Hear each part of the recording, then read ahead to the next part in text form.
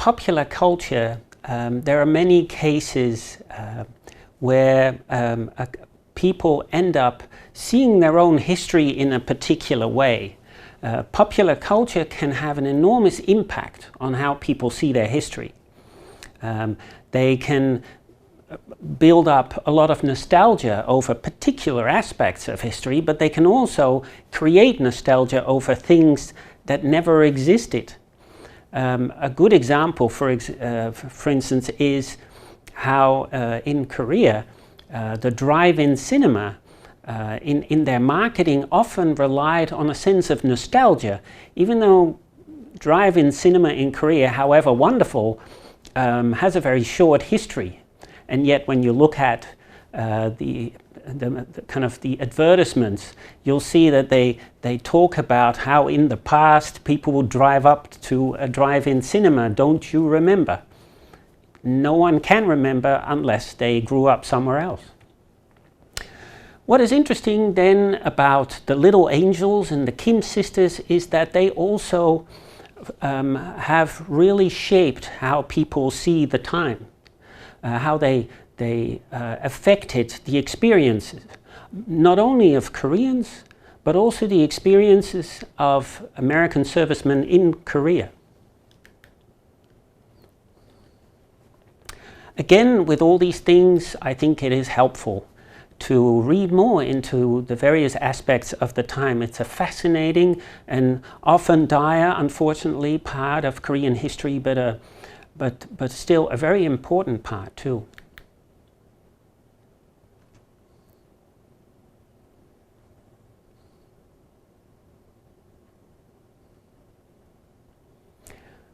So what you see here is the Kim sisters.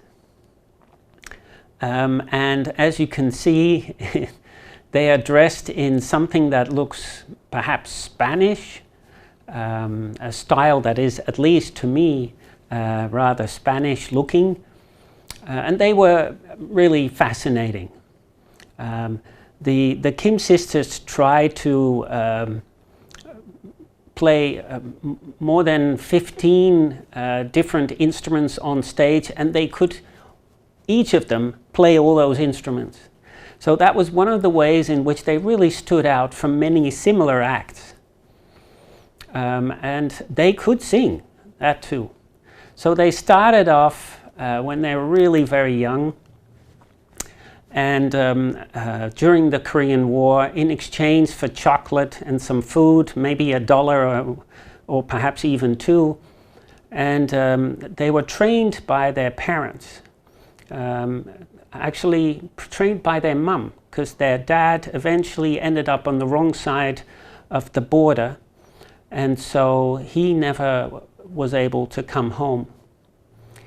But Lee Nan-young, who herself had been a formidable singer right up to this point, she was able to really teach her daughters how to perform on stage as a trio.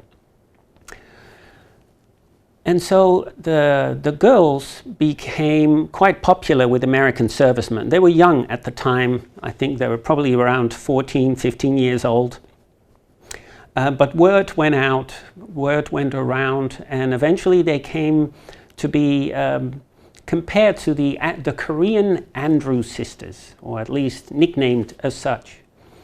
And eventually a man called Tom Ball heard about them, went to see them, and offered them a contract to work full-time in the United States. An offer they didn't say no to, as you can imagine. At this point, right after the Korean War, it's around 1957, 58, most Koreans of their age dreamed of having a career in the United States, and certainly dreamed of being a star. So if you could combine the two, that was unheard of, and it was kind of the pinnacle of success.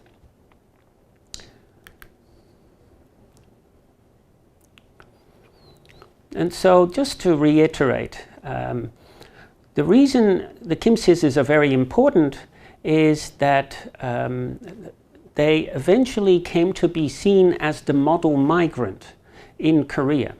And even though perhaps that may not really be a very true representation of the formation, but that's kind of how they ended up being remembered or seen at the time.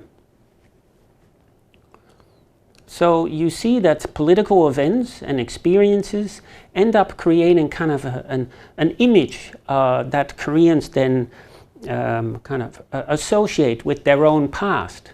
That image may be wrong, but in this case, perhaps it's not a very a negative one. It's the image of the Kim sisters as, in a sense, the model migrant. The Song Folio, by the way, was a booklet that was circulated in Korea at the time, and it was one of those booklets that American servicemen made sure was also given by entertainers with talent, like the Kim sisters and Shin Jung-yan. And so when you look at how the study of popular culture has developed, then in the past you would see a lot of studies focusing very much on the music of the Kim sisters and the position socially, politically of the Kim sisters, and how the two kind of correspond with the fans.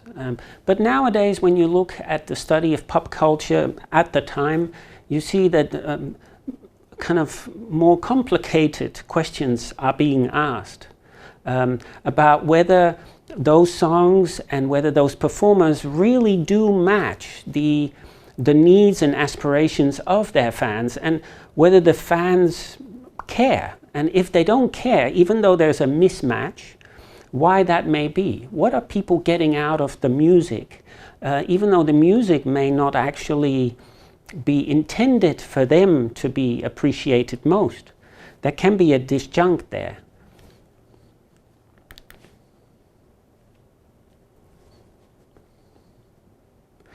So when you look at how the Korean War has become shaped, in terms of the memory of entertainment, then certain star performers do stand out. And the Kim sisters are one of those very few kind of success stories that somehow started with the Korean War.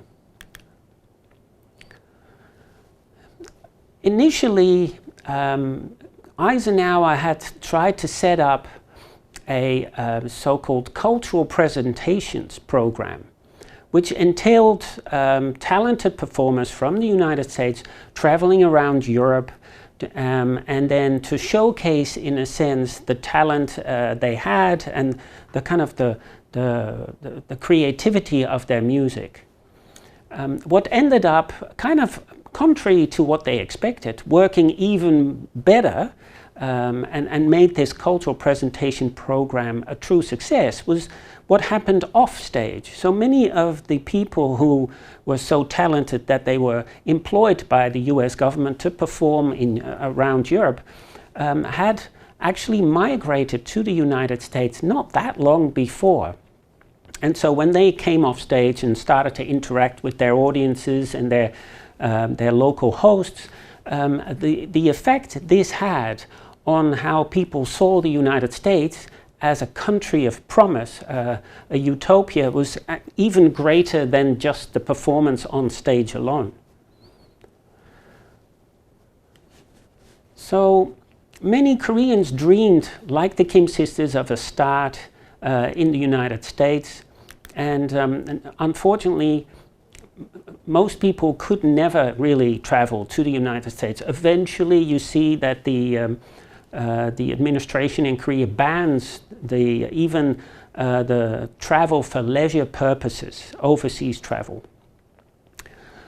But there are, I think, two important formations that affect how kind of the relationship between the United States and Korea is shaped, and the kind of the images that people have. And so I've mentioned the Kim sisters. One important other group is the Little Angels Children's Folk Ballet of Korea, usually called the Little Angels. This was a group founded by Sam Young-moon of the Unification Church. And he was a kind of passionate anti-communist. He was also, of course, the one who represented, in a sense, the second coming of Christ.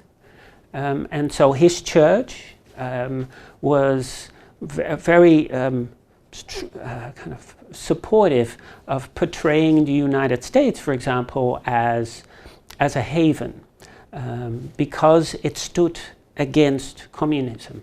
That was one of the main reasons. So Sam Myung-moon set up a group of roughly 20 or so young teenagers, mostly women, so around the age of 13, 14, who he then had perform in the United States in all kinds of places, and perform a repertoire that was made up of adapted versions of Korean traditions.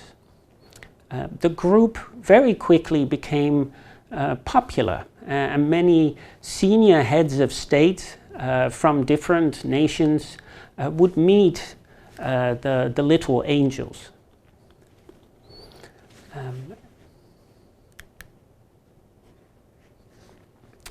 The problem, in a sense, was that the Unification Church was sometimes kind of negatively associated with with all kinds of political events. And so the Little Angels were, in a sense, negatively affected by these political events. And two important ones stand out. It is the support the Unification Church gave after Watergate's, so the Watergate scandal around Nixon, but also what was called Koreagate in the 1970s, which was probably instigated or started because of a concern that the Unification Church had, which by this time was quite rich, over plans of the United States to withdraw troops from South Korea. And perhaps this fear of communism and perhaps other reasons too led several members of the Unification Church to try to, in a sense, work with people on the Democratic side in the United States and make this decision be turned. So that involved a number of Unification Church members, and that did lead to a kind of a ban on the Little Angels for some time. I think one important thing about the Little Angels to note is that not all the young girls and boys, usually were one or two boys who then served to carry out particular aspects of a performing art on stage, that not all of them were members of the Unification Church. So whenever kind of these controversies came up, it may have affected their image, but really they were, of course, innocent, and some of them have never had any relationship with the church whatsoever. One of them told me that the experience was very positive. It was wonderful to go on stage and perform for people who were very appreciative of the music and the dance. And it was also an opportunity to travel abroad, which was something that very few people had. So I guess the other important aspect or associations that the group has is the association of the Little Angels with an adoption scheme. South Korea's adoption scheme, which kept growing throughout the 60s and 70s and kind of reached its in a sense its summit in the 1980s. That scheme became associated with the Little Angels because there were, in a sense, competing acts that actually involved so-called orphans and orphans choirs, and they kind of did similar things. So perform in front of audiences and in a sense make them feel like they had to give money or adopt. And one episode of a TV show that also involved the Kim sisters has the Kim sisters go to an orphanage and then everybody ends up singing together, which is quite a coincidence perhaps. So this is one of those instances where both the Kim sisters and this image of Korea as a place where there were lots of orphans waiting to be adopted kind of come together. The reason why adoption was such a big thing for the South Korean government is that Park Chung-hee felt that they should try to curb the expenditure on welfare, and also he saw overpopulation as something that stood in the way of economic development. So that's also why eventually he tries to export young people to work in Germany, for example, as a recent popular movie has also featured. Interesting about this adoption scheme is, of course, that so many Koreans were sent out for adoption that nowadays we see many of them returning, and it's not always easy for them to go through life being considered different. I'll talk about that in another lecture. The benefit of the scheme was the image of Asians in the United States being a very positive one. So that this actually helped push a lot of parents in the United States who also felt it was kind of their duty as Christians to prevent, in a sense, these potentially Christian children from starvation, to adopt. So eventually adoption becomes a separate thing. The Little Angels continued to be active throughout the 70s, 80s and 90s, and they still exist today, although nowadays they only perform once or twice a year, I believe. But they haven't disappeared. The Kim sisters do the same, although now it's basically just Soo Kim, who still sometimes comes to perform. One of her other sisters now lives in Hungary, and unfortunately one of the third sister has passed away. But they were huge at the time. And what made them interesting, as I said earlier, is that it wasn't so much adoption or orphans that they were associated with. No, in Korea they were seen as the model migrant, whereas in the United States they were seen as good reasons why America was involved in the prevention of communism spreading. So for especially those people who were concerned about the US, for example, involvement in the Vietnam War, they would see the Kim sisters perhaps as a very good reason to maintain that engagement. Because the Kim sisters, in a lot of the advertising that went out, constantly reminded their audiences in the United States of the poverty that they had faced while they were in Korea and the harshness of the Korean War. And so many people felt that they had escaped something terrible, which of course in some ways they had.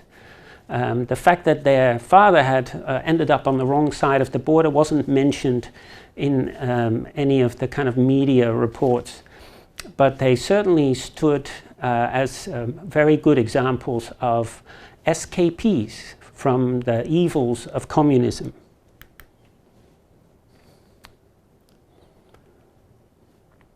So to summarize, the majority of Koreans traveling to the United States in the 50s and early 60s went to the United States as the wife of a US serviceman, as an adoptee, or as kind of a student, an overseas student.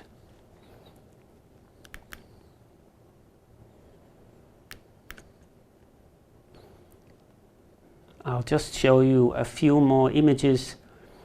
And you can see that in this image, for example, the Kim sisters really are portrayed as those who benefited from the United States as being a land of promise. You can be anything you want. And of course that also fed a certain nationalism among the US citizens.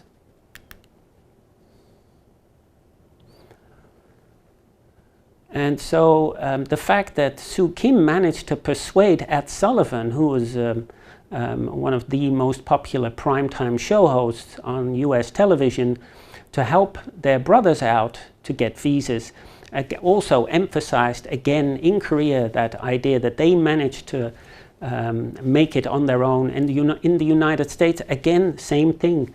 These were young women who benefited from America being the land of promise. So when you think of the importance of the Little Angels and the Kim sisters, there are several aspects to consider. There is the nationalism that they supported among US citizens, perhaps, and perhaps a sense of nostalgia over having served in Korea. It reminded them of the need to curb the kind of the spread of communism. And it also was a time when the Little Angels were active in the 60s and 70s and tried to, in a sense, support the idea of young Koreans being kind of model adoptees, because many Asians were considered the model citizens in the United States. So while the Little Angels' impact isn't as great as that of the Kim sisters, they still deserve to be remembered as part of this important kind of political hand that the Unification Church had in the United States, and certainly worth your interest.